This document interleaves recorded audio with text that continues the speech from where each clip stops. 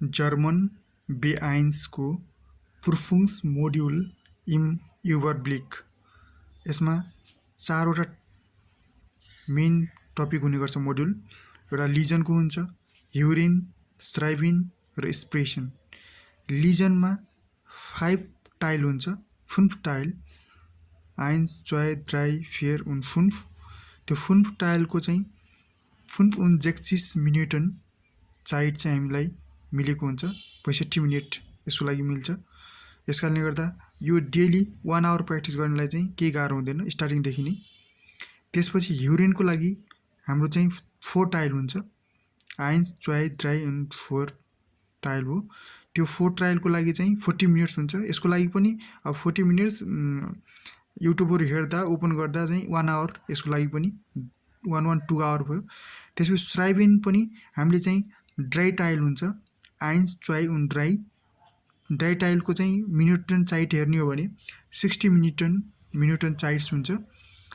त्यो भनेको 60 मिनट चाहिँ जेक्सिस मिनेटन 60 मिनट चाहिँ हुने गर्छ। भन्नु मतलब यो 3वटा टाइललाई हामीले यदि मानौँ मर्निङमा 3 घन्टा दिने हो भने यो 3वटा चाहिँ सकिहाल्छ। त्यसपछि र एक्सप्रेसनको कुरा, जुन अलिकति धेरै नै प्र्याक्टिस गर्नुपर्छ, किनभने हाम्रो बोल्ने बानी हुँदैन। हामी आफ्नो नेटिभ टोन भएको स्पिकर नभएर हामी चाहिँ लर्नर भावनाले गर्दा हाम्रो त्यो टोन मिलाउनु पर्ने, ग्रामर मिलाउनु पर्ने, त्यसपछि पोडकास्टहरू सुन्नुपर्ने, त्यसपछि त्यसमा प्रोनाउन्सिएसन, धेरै कुराहरू एक्सप्रेसनमा आउने गर्छ। अरू 3वटा चाहिँ सपोर्टिङ पोइन्ट हो। र लाइफमा हामीले कहीँ काम गर्नु पऱ्यो भने सबभन्दा मेन के हेर्छ त, एक्सप्रेसन हेर्छ। ह्युरिन गरेर एक्सप्रेसन हुनुपर्छ। अल्टिमेटली 3वटाको चाहिँ निचोड भनेको एक्सप्रेसन हो। त्यही कारणले गर्दा यो एक्सप्रेसनलाई 1 आवर मात्र दिएर पुग्दैन। तर के गर्यो भन्दा मर्निङको 3 आवर दिएर 3वटालाई कम्प्लिट गर्ने। त्यसपछि बचेको जति पनि टाइमहरू हुन्छ 24 घन्टामध्ये, दिउँसो, त्यसपछि बेलुका अथवा चाहिँ सुत्नुभन्दा अगाडि जसरी हुन्छ यसलाई चाहिँ साथीहरूसँग अथवा टिचरसँग जसरी हुन्छ प्र्याक्टिस चाहिँ एक्सप्रेसनको गर्ने। किनभने यसमा ड्राई टाइल हुन्छ, आइन्स, जोय उन ड्राई। यसको लागि चाहिँ 15 मिनट्स चाहिँ हामीले एक्सप्रेसन गर्नुपर्छ। तर 50 मिनट चाहिँ 15 मिनट चाहिँ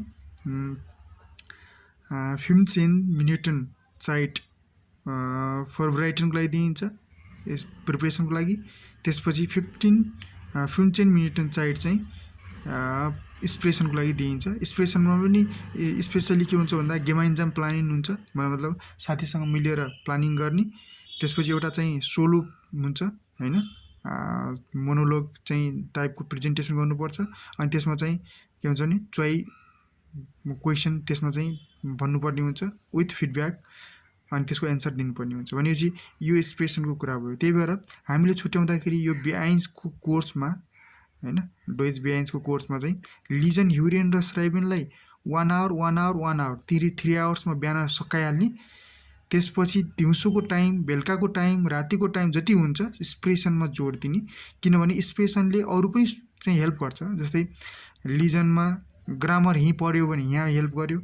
अनि यदि एक्सप्रेसनको कुराहरू चाहिँ गर्दाखेरि कतिपय ग्रामेटिकल कुराहरू पनि ह्युरिनमा, श्राइबिनमा काम लाग्छन्, त्यो कुरा भयो। अनि त्यही भएर प्रोनाउन्सिएसनको कुराहरू यहीँ सिकिन्छ। सबै कुराहरू यसरी मिलाएर लग्ने हो भने यसको टाइमिङ, मैले आजको क्लासमा टाइमिङ छुट्याउन लागेको कि 1 आवर लिजनलाई, 1 आवर ह्युरिनलाई, 1 आवर श्राइबिनलाई र बाँकी आवर जति सकिन्छ एक्सप्रेसनमा जोड दियो भने अवश्य बेआइन्समा राम्रो गर्न सकिन्छ। Thank you.